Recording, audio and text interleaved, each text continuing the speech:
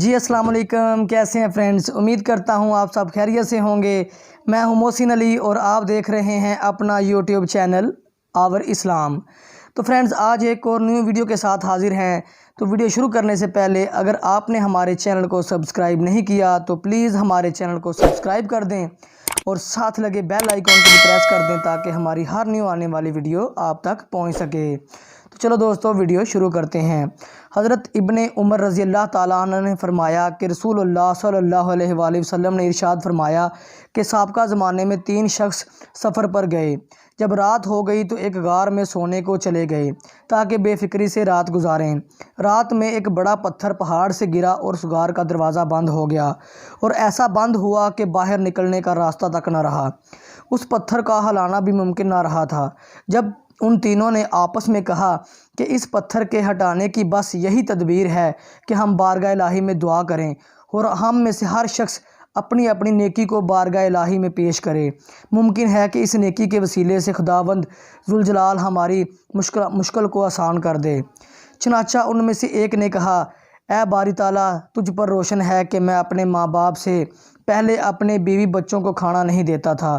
جب میرے ماں باپ کھانا کھا لیتے تب میرے زن فرزند کھاتے تھے۔ ایک روز میں کسی کام سے گیا تھا، بہت رات ہو گئی، واپس آیا تو میرے ماں باپ سو چکے تھے۔ میں ان کے لیے ایک پیالہ دودھ کا لایا تھا۔ میں ان کے جاگنے کا انتظار میں رہا اور وہ دودھ کا پیالہ میرے ہاتھ میں تھا۔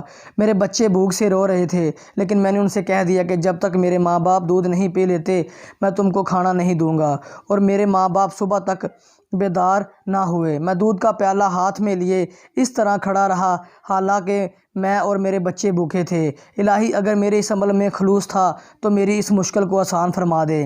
اس دعا سے پتھر اس جگہ سے ہلا اور ایک سوراخ پیدا ہو گیا، لیکن ہم لوگ اس سوراخ سے باہر نہیں نکل سکتے تھے۔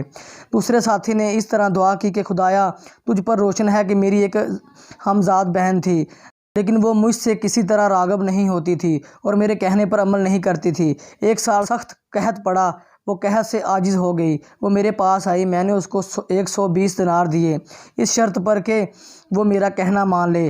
جب میں اس کے پاس گیا تو وہ کہنے لگی کہ کیا تم کو خدا کا خوف نہیں ہے جو تم میری بکارت اس کے حکم کے بغیر زائل کرنا چاہتے ہو؟ میں نے خدا کے خوف سے اس کو چھوڑ دیا اور پھر اس کا قصد نہیں کیا، حالانکہ دنیا میں مجھے اس سے زیادہ کوئی چیز عزیز نہیں تھی۔ یا الہی اگر میرا یہ فعل تیری رضا کی خاطر تھا تو اس مشکل کو حل فرما دے۔ اس دعا سے اس پتھر نے پھر حرکت کی اور راستہ کچھ اور کشادہ ہو گیا، مگر اب بھی اس سے باہر نکلنا ممکن نہ تھا۔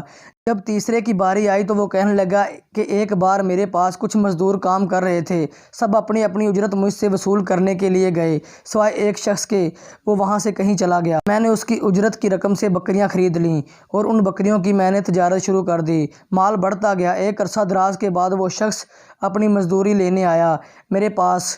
اس وقت اس کے مال میں سے بہت اونٹ، خچر، بکریاں اور چند غلام تھے۔ میں نے اسے کہا، یہ سب تمہارا مال ہے، اس کو لے لو۔ اس نے کہا، آپ مجھ سے مذاق کیوں کر رہے ہو؟ میں نے کہا، میں مذاق نہیں کر رہا ہوں، یہ تمام مال تمہاری اس رقم سے بڑا ہے۔ الفرض وہ تمام مال میں نے اس کے حوالے کر دیا اور اپنے پاس اس میں سے کچھ بھی نہیں رکھا۔ الہی اگر میرا یہ عمل تیرے لیے خاص تھا تو میری مشکل آسان فرما دے۔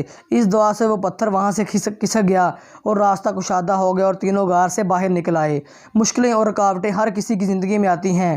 پرانے وقت کی نیکی آج کی مشکل کو آسان کرنے کا باعث بن جاتی ہے۔ اللہ تعالیٰ نے ہر شخص کا ایک ایسا اکاؤنٹ بھی کھول رکھا ہے جس میں آپ کی نیکیاں جمع ہوتی جا رہی ہیں۔ سب دعائیں اور التجائیں فوراً منظور نہیں ہوتیں، کچھ جمع پونجی کسی اور وقت کے لیے ہوتی ہے۔ کئی نیکیاں تو ہماری آنے والی نسلوں کی راحت کا سامان مہیا کرتی ہے۔ ہماری آج کی دعاؤں نے ہمارے کل کو متاثر کرنا ہوتا ہے، اس لیے ہر نیکی کو فوراً نہیں مانگنا چاہیے۔ نیکی کر دریا میں ڈال اور کر بھلا سو ہو بھلا، انت بھلے کا بھلا، کہاوتیں اس حقیقت کو واضح کر دیتی ہیں۔